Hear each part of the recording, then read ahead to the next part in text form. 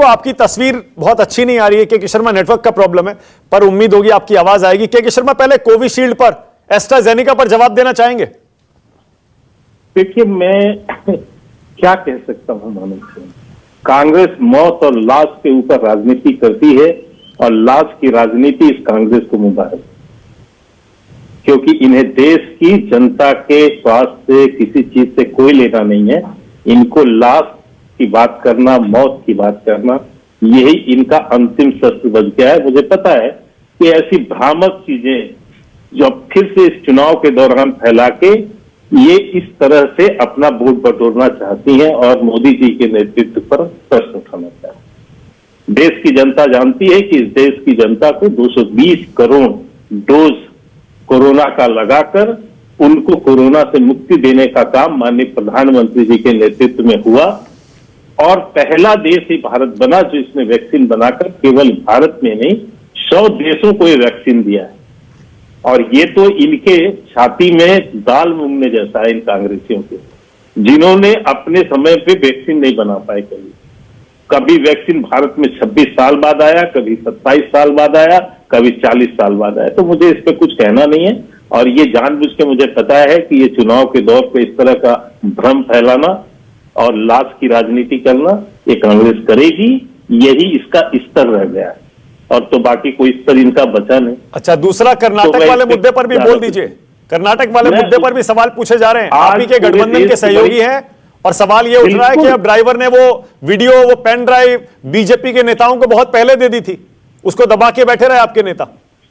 नहीं, आज बड़ी स्पष्टता से जो है प्रदेश के गृह मंत्री जी ने भी इस पे जवाब दिया है और स्पष्ट भी कर दिया है बहुत सी चीजें। लेकिन मैं उन बातों पर आता हूं जिस पर आज आपने डिबेट किया और मुझे बड़ा आश्चर्य है कि आज मैं सुन रहा था इनसे जो अभय दुबे जी है कि बड़ा संस्थागत निर्णय होता है। मैं यदि गलत नहीं हूं तो अभय दुबे उसी इंदौर से आते हैं जिस इंदौर में भी एक दिन पहले इनका एक जो प्रत्याशी है भाग खड़ा हुआ वहां से अपना नामांकन हो सकती है। और इनके अभी में कह रहे थे बड़ा हमारे यहाँ तो प्रदेशों से इतने बड़े बड़े नेता मांग कर रहे हैं। मैं केवल एक घटना सुनाता हूं मानक जी। अभी 2-3 दिन पहले इनके मध्य प्रदेश के अभय दुबे जी जहां है ना, अभय दुबे जिस प्रदेश से आते हैं उसी प्रदेश के एक प्रदेश अध्यक्ष है, बहुत युवा तेज तर्रार प्रदेश अध्यक्ष इन्होंने बनाया। यदि मैं गलत नहीं हूं तो 4 दिन पहले आप उनका इंटरव्यू कर रहे थे। हाँ, ठीक है ना। हाँ। एक बड़ा अच्छा प्रश्न पूछा आपने उनसे।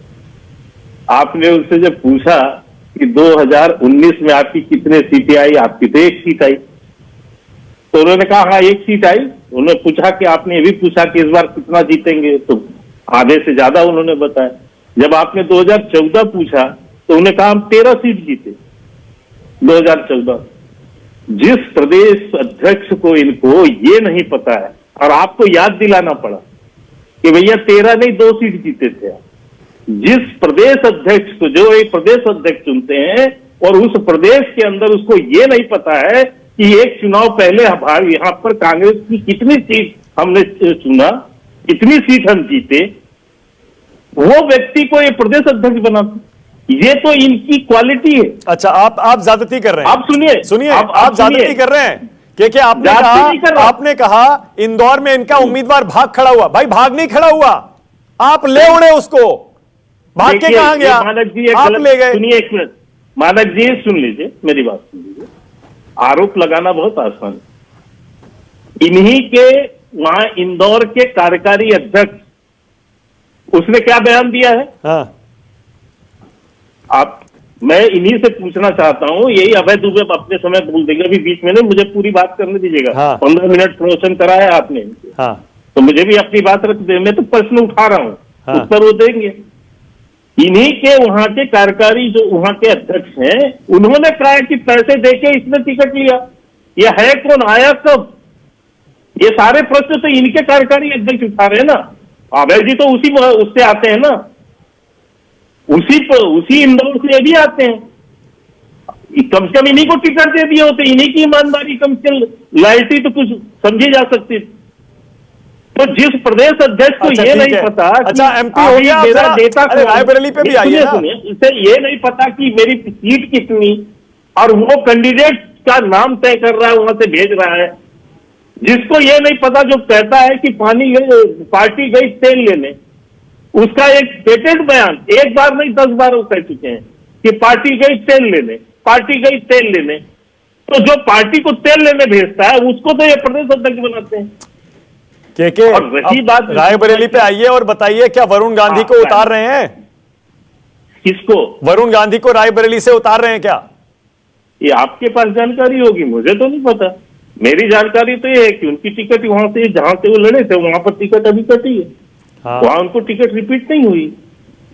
मेरी उनको जानकारी ऑफर तो दिया नहीं गया है। था कि वो रायबरेली से लड़े, किसको? उन्होंने मना कर दिया कि परिवार के खिलाफ नहीं लड़ूंगा। लेकिन अब जब खरगे जी आ रहे हैं अगर रायबरेली से, तो क्या वरुण गांधी उतर सकते हैं?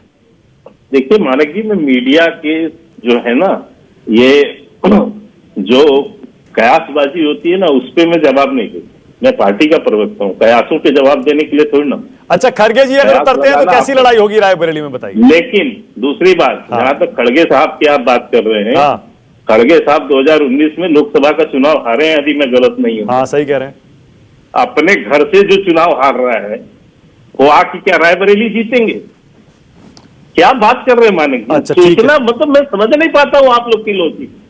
जो अपना घर नहीं संभाल पाए खड़गे, वो आके रायबरेली लड़ेंगे। और रायबरेली की बात आप कर रहे हैं, जहां सोनिया गांधी चिट्ठी लिख के माफी मांगती है, इस बात के लिए माफी मांगती है कि मैं अपने स्वास्थ्य के कारण से चुनाव नहीं लड़ सकती, मैं जो है आपकी सेवा नहीं कर सकती, अब मुझे माफ कर दो। और वो सोनिया गांधी पिछले दरवाजे से राज्यसभा में आती है। राज्यसभा में सांसद जो होगा उसकी कोई जिम्मेदारी नहीं होती। राज्यसभा में मलाई खाने आए हैं वो। लोकसभा लड़के अपने जगह लोकसभा की सेवा नहीं कर सकती सोनिया गांधी, राज्यसभा से क्यों नहीं? फिर सारी सुख सुविधा सांसद की लेंगी और राज्यसभा में उनकी ओके, कोई ओके, जिम्मेदारी ओके, अब नहीं एक सेकंड होगी। रुक जाइएगा। दरअसल संजय जी को जाना है, इसलिए संजय जी से मैं